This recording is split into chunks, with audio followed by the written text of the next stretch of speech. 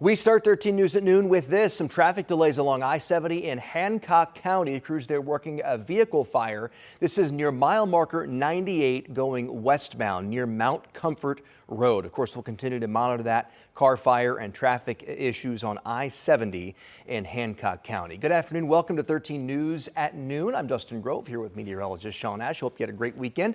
Much calmer day today, huh? After all that rain and those storms over. Boy, I tell you, especially Saturday. I mean, we were talking some areas between 3 and 5 inches of rain in a matter of hours. So you're taking a whole month's worth of rain.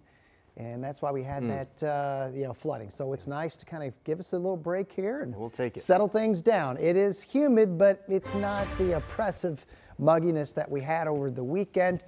And temperatures at this hour in the middle 70s. So we're going to have a pretty common afternoon for us here. Good afternoon to you there in Fayette County, where it's 72 degrees with a scattering of cloud cover mixing with this blue sky that we have. Bunker Hill checks in at 74, similar scene there. And the Country Club of Indy at 73. We'll call it partly sunny at this hour. Visible satellite showing less and less of the overcast that we had in some areas this morning, that low cloud cover. So overall, it's going to be a really nice finish to the day. It's 68 where it's been a little more cloudy in Richmond, 73, beautiful sunshine there in Muncie, 75 in Lafayette. Dew point temperatures in the middle to lower 60s. Humid, yes, just not the oppressive stuff that we had over the weekend. After school forecast, a lot of kids getting back to school, and each day more and more districts get added to those that are back at the bus stop in the morning. Sunset this evening at 8:55, northeast wind between 5 and 15. Speaking of tomorrow morning, I believe we may be a little bit cooler as temperatures will be starting in the 50s. How long that pleasant air is going to hang around ahead in the 7-day forecast. All right, thank you, Sean. Let's get you caught up on the headlines now. We now know the name of a 19-year-old man shot and killed in a double shooting over the weekend. The coroner just ID'd the victim as 19-year-old Turian Carpenter. Carpenter was one of 2 people shot just before 1 yesterday afternoon near 10th and Arlington.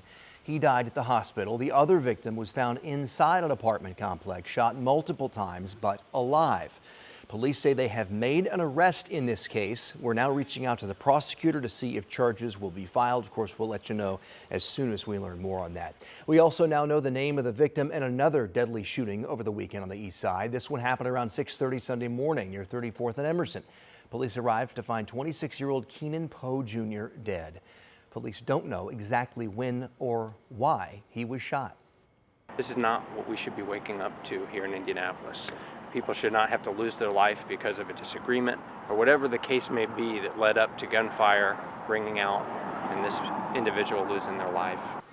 Metro Police say at this point they don't have any suspects in this case. They're working to piece together what happened. Detectives say they do want you to call them if you have any information. And of course, you can also call Crime Stoppers and remain anonymous.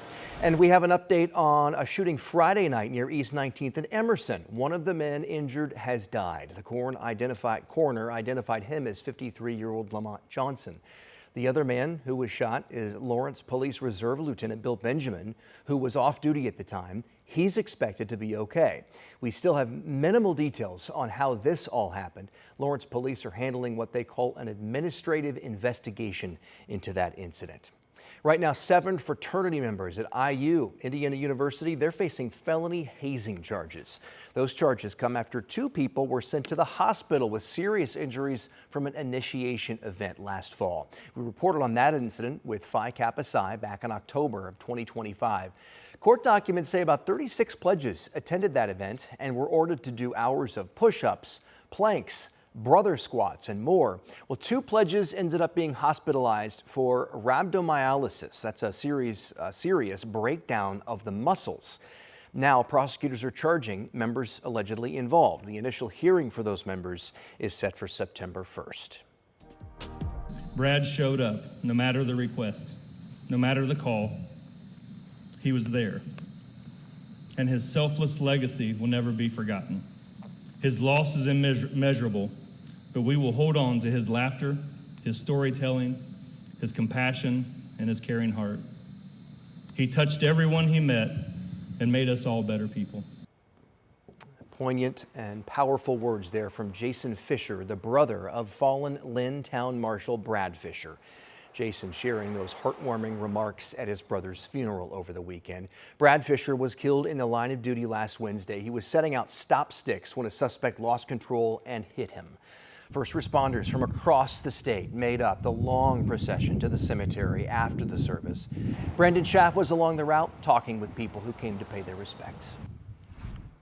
Remembering a fallen hero, Town Marshal Brad Fischer, as hundreds of police vehicles, fire trucks, and a procession of cars drove through this garrison flag that you see behind me, remembering the one who sacrificed himself to protect this community.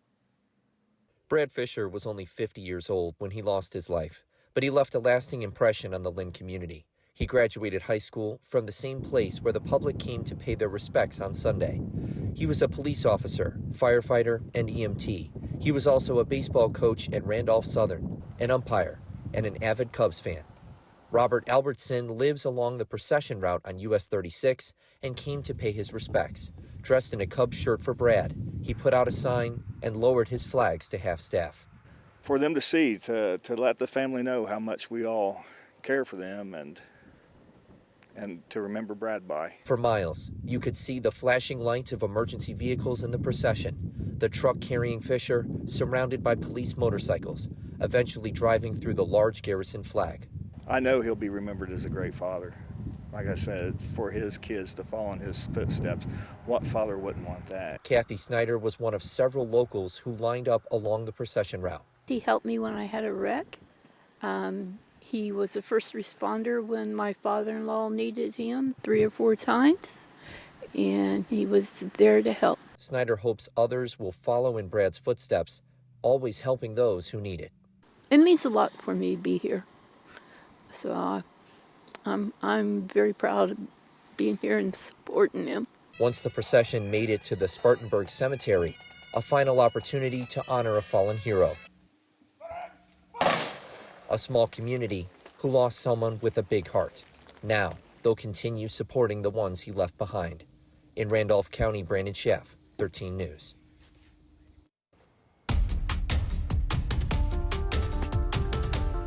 At the State House today, daycare providers are weighing in on proposed changes aimed at cutting costs. As we've reported before, the proposal includes lowering requirements for providers and pushing more of the cost onto parents.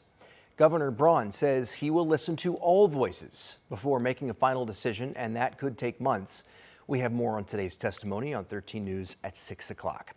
Oil prices dropped yesterday after the president's announcement, even though Iran has not reopened the Strait of Hormuz since fighting resumed July 8th.